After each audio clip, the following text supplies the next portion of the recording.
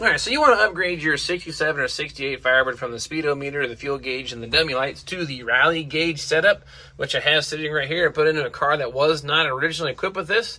Well, it's not as simple as plug and play, but it's not an overly complicated situation to get it straightened out. It's basically as simple as repinning this plug here and adding a new oil pressure setting unit to the engine and a temperature setting unit, and then you can make this thing work relatively simple, but let me show you how that's done. Alright, we'll start here at the back side of the ugly one here because this one doesn't matter a whole heck of a lot. But where this plugs into here is this printed circuit board right here and all the pin breakout. Now what they actually have done, if you actually trace all these out, map them out, these are like backlight illumination ones and turn signal, etc. You can identify which one's which. Well, I'm going to save you that headache and save you that time and tell you I've already did that right here on a piece of paper here for us. Here's the temp light and all the idiot light setup. This is one with all the gauges. Now, it kind of breaks down. It's a 12-pin plug, and here's the important thing you need to know to reconfigure that plug. You're going to unplug just about every single wire except for the green one. You can leave the green one alone. It's the only one that's the same between the two plugs, ironically enough, but here's what we're going to have to do. That plug is labeled, I'll show you here in a second, 1, 2, 3, 4, 5, 6, and 7 through 12 on the bottom. When it's all said and done, to make the rally gauge setup, you need to configure pin number 1 with the blue with the white tracer, leave 2 green alone, and you'll see a note here. It says tan 1 fuel. Well, there's 2 tan wires, so that makes it kind of fun, doesn't it? Well, it's pretty simple. Note, this was in pin location number 1, so when you originally get ready to disassemble that plug, label this wire as tan 1, and we're going to move it over to here. So tan 1 is 3, a gray wire is 4, 5, or 6. Doesn't matter with the 3, but I'm going to put it here in 4. This is for the backlighting. Then I'm going to jump down here to 7, which is just light blue, and then 8 is the second tan wire, and then 9 is a darker blue, 10 is pink, and these 2 here for the amp meter, which we're going to get a little creative to make that work, but I'm going to make sure this works first, then maybe we'll come back and tackle that on another video. But this will at least get everything operational. Turn signals, the backlighting, the fuel gauge, temp gauge, all the important stuff should be operational once you relocate these ones where they need to go. Let me show you the plug over here. Now, I've already labeled tan 1. As you can see here on this plug, 1, 2, 3, 4, 5, 6, 7, etc. And you flip it over, there's the numbers there. So if you want to just pull every single wire out of this plug minus the dual green one, go ahead, won't hurt a thing. Take all the wires out. As long as you got this one labeled, then what we'll do is just repin all the connectors. Let me show you how to get these little terminals out. It's really not that complicated. My buddy Louie gave me a great tip, which I didn't do. Dollar General sells those eyeglass repair kits. That little screwdriver or pick will get right in here perfectly and release that tab. I've got a pick here that seems to work okay, but I bet you that little tech driver, a little tiny screwdriver, works a whole lot more good. But let me show you how to rip all these wires out, and we'll repin it and see what happens. All right, like I said, we're not going to mess with the green one, but let's do wire number 1 right here. But there's a slot right here on that plug. Slide a pick, release tool, and you got to pry a little barb inside there up. Once you get it, that plug will pull right out of there.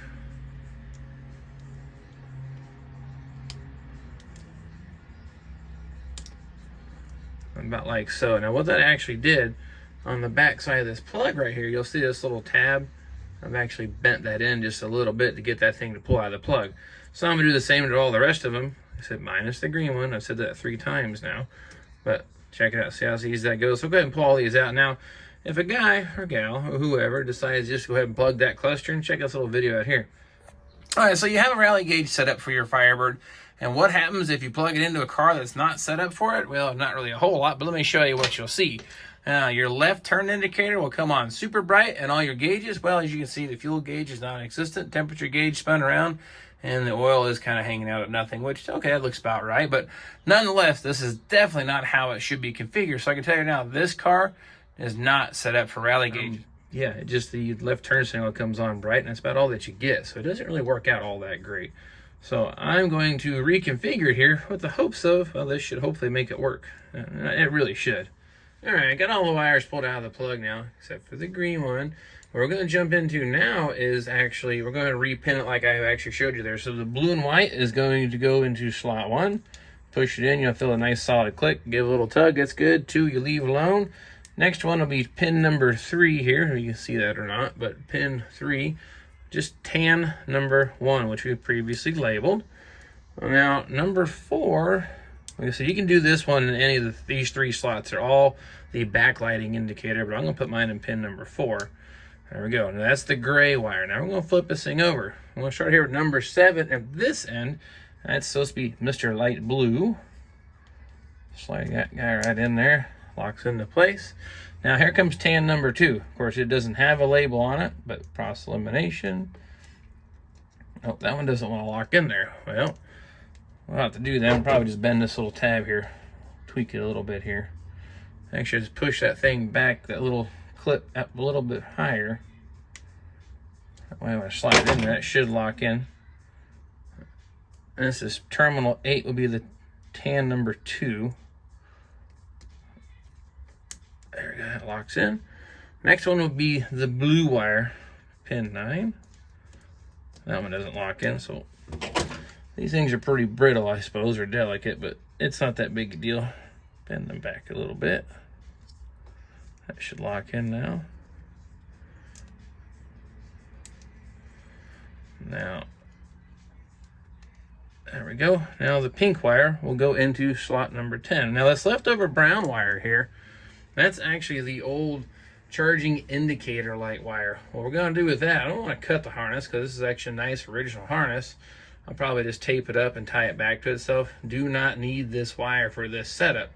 So I'm just going to kind of leave it off to the side, and then go ahead and grab that cluster, put it in here, and see what's happening.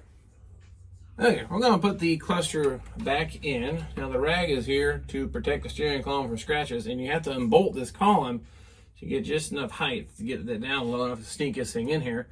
Now there's 4 things to take into consideration. We have the speedometer cable, and we're going to put this in for the last time. This here is your bright light indicator that plugs into the top center of the dash. And this little thing right here, well, that's a fiber optic line that goes down to the ashtray for an ashtray light. Not really sure how well that works, but it has it, so I'm going to leave it on here. And then last but not least, at the very top section here on the cluster, get this down a little lower, this top center screw here has a ground tab on the back of it. That has to be grounded out for anything to work. So we need to run that screw through and tie it into the dash. So I'm going to get this plugged in, and then we'll see what happens to these gauges when I turn the key on. Now I'm not going to put this in permanently because, well, I still have to fix the amp meter and get that operational. But this would be a nice little test, I hope, and see how let the smoke out if it works.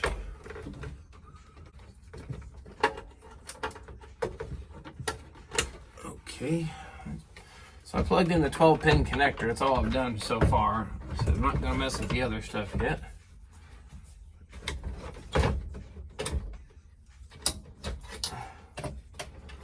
I'll run this one screw in there. Turn the key on and see what happens. Now, of course, I just realized that probably won't do a whole lot of good with turning the keys. I got to hook the battery up. Step 1 was disconnect the battery. I probably didn't say that, and I forgot to. So I'm going to hook the battery up. Actually, before I do that, I'm going to show you under the hood what you got to do, too, to make these gauges work.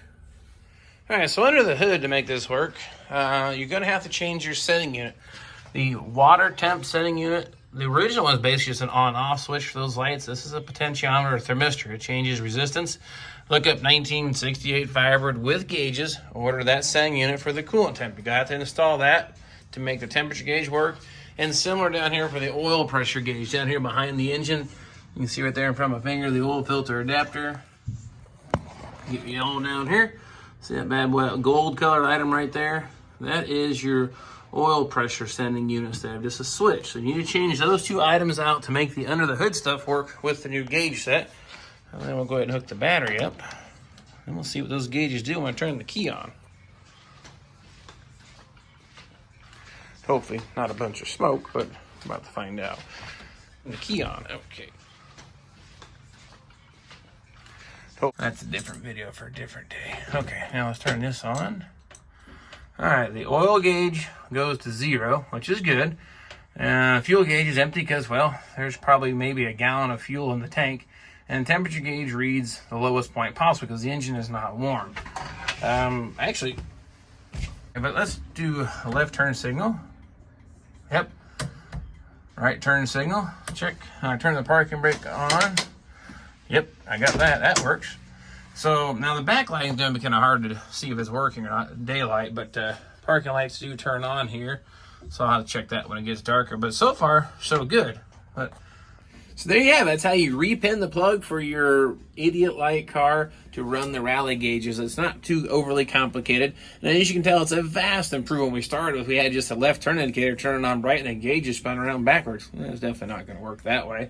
Now we've got the left turn signal, right turn signal, parking brake light turning on, gauges going to 0 or null. That's what they need to be when you start it up. So unfortunately, I can't quite start the car. I got a few loose ends to tie up under the hood, get things ready to go. And we're going to hit that key I got all wired into the dash. We're going to fire this thing up and maybe go for a drive around the block. And I've never even drove this car yet. I literally took it off the trailer, rolled it in here in the very first video, and blew this thing to pieces. So I've never actually got to take this thing for a joyride yet. So I'm looking forward to that. I'm going to drag you guys along for that little trip around the block and hope that we make it back in one piece. But that'd be a whole lot of fun. We got basically some seats left to do. I think center console to doctor up. And then just kind of do a shakedown, get all the bugs worked out of the car, and then maybe get some miles on it and get this thing back to its owner. So we're this close to being done. And don't you worry, I have plenty more projects to do. I have my high school car yet to finish. I got another one in the works, working out the details now, but it's a convertible of sorts. So if you guys want some convertible information, that'll be coming up hopefully here soon just the same. But nonetheless, appreciate you following me on the Great Pumpkin journey, bringing it back to life. You guys seeing from the beginning, well, it's quite the transformation. And the autumn bronze dash, I'll tell you, really coming together nice. I think it was a great decision, and I really like that custom touch, but it's subtle but custom. It definitely defines what I like to do here. So nonetheless, I've rambled on enough. Grab the camera, whatever the heck we're doing next time, and I hope to see you guys then.